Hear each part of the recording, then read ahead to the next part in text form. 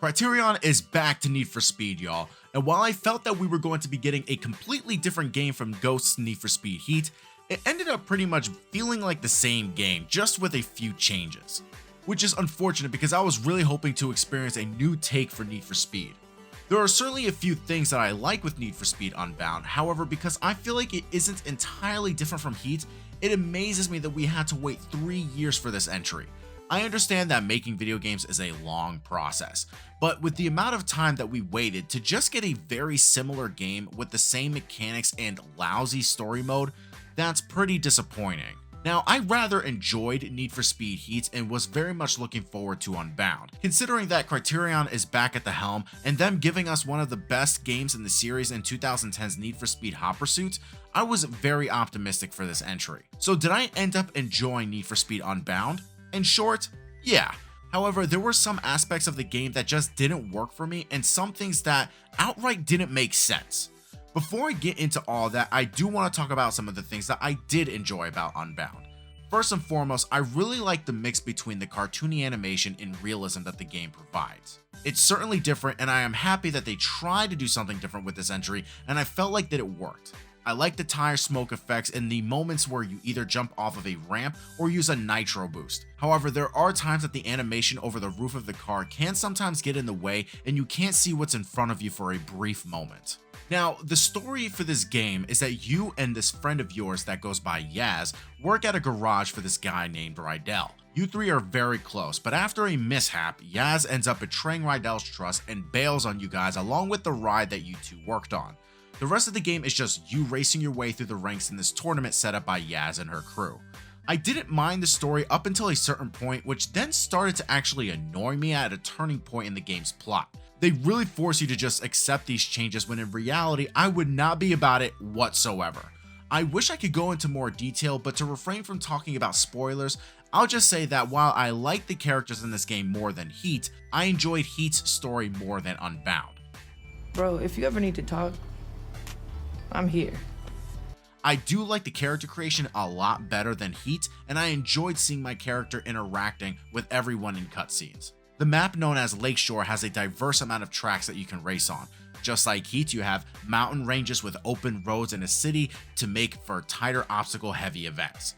You get a mix between sprint and circuit tracks along with drift in the newly introduced takeover events, which have you in a Gymkhana-esque type of event where you must score high enough points by either crashing into objects, drifting, or catching air. It is a very new fun way to play Need for Speed, so it would be dope to see this come back again in the future in some type of capacity.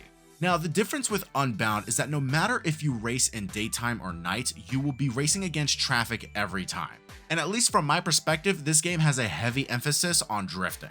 It feels like with almost every car you choose can be tuned for drifting, which I don't mind, but that takes away from wanting to get other certain cars if one can just do it all. I just feel like I shouldn't be able to drift this well with an R35 GTR. Now, there is an incentive to getting other types of cars, but I hate how it is. Now, the game is played through the days of the week to get you ready for the big race on Saturday, which progresses the story further. Each day is split between day and night, and to cycle through them, you must return to any of the safe houses on your map. Now, the way the races are set up are by classes. You have B, A+, S, and then S+ classes. If I have a car that I spent a lot of money on to be prepared for, say, A+ class races, but have no more money to spend on, say, my other A-class races, well then I am shit out of luck, because while my first thought would be, let me win some money by doing these races to upgrade my car for the A-class races, you are not allowed to do that. Once you leave your safe house, you must do any of the races you are capable of doing, because once you return to a safe house, it then becomes night. You cannot go back to simply upgrade your car to do the other races for that time of the day because it just prevents you from doing so, which means that you are missing out on money you could be making if the game allowed you to upgrade your cars without changing the time of day. Now, I wouldn't mind this if the races during the day remained there for the night cycle also, but they don't, they disappear. Now, the same type of races show up again later in the game, but they will show up whether or not you've completed the ones provided to you originally no matter what. I just hate the idea of not being able to upgrade or downgrade your ride when needed without changing the time of day. One other thing that bothers me is the buy-in system. So normally for street races, everyone has to put up a specific dollar amount that everyone agrees on. Whoever wins said race then wins the total pot.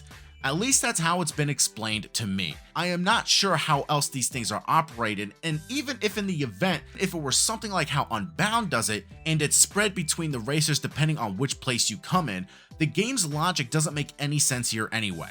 Let's look at this for example.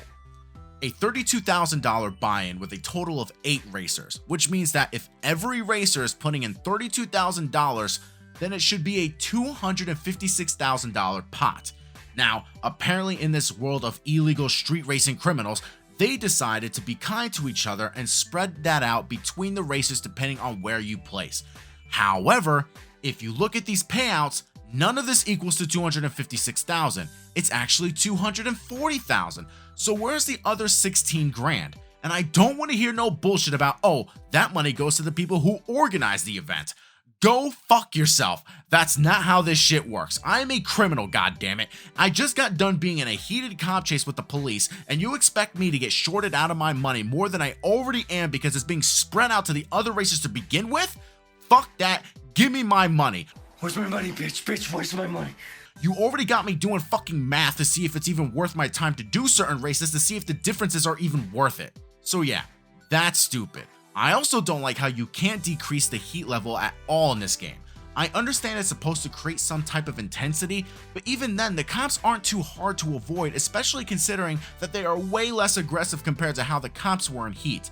It's just annoying that once you get your heat level so high that now if you want to continue doing races, they pretty much appear on every street that you're on, and you barely get anything from avoiding them. At least in 2005's Most Wanted, you get bounty, which is worth something to progress in the game. The game also has a limited amount of restarts as well, which you only get a total of 4 for the entire day.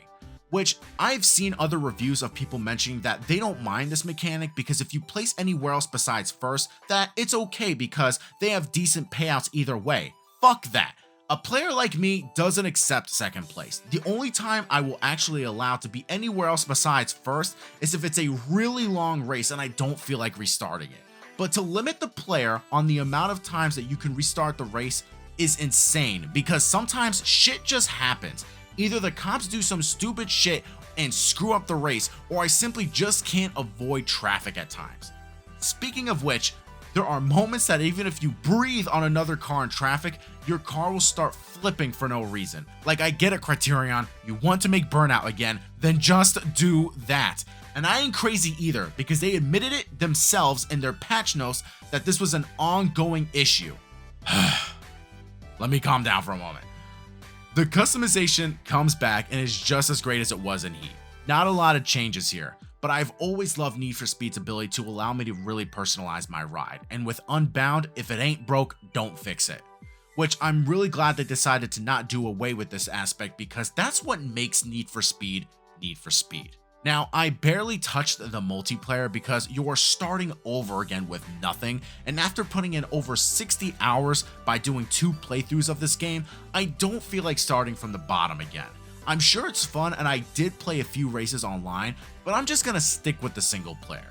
But yeah, I rather enjoy Need for Speed Unbound for what it is. I do like that they made an attempt to make it stand out.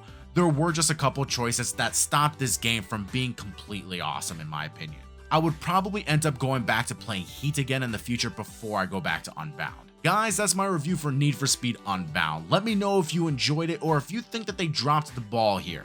As always, my name is Pedro Ordonez, also known as GL7. Please subscribe, comment, like, thumbs up. Do whatever you guys can to support this channel. Let me know what kind of videos you would like to see me do in the future, and I will see you guys next time in my next video. Peace out.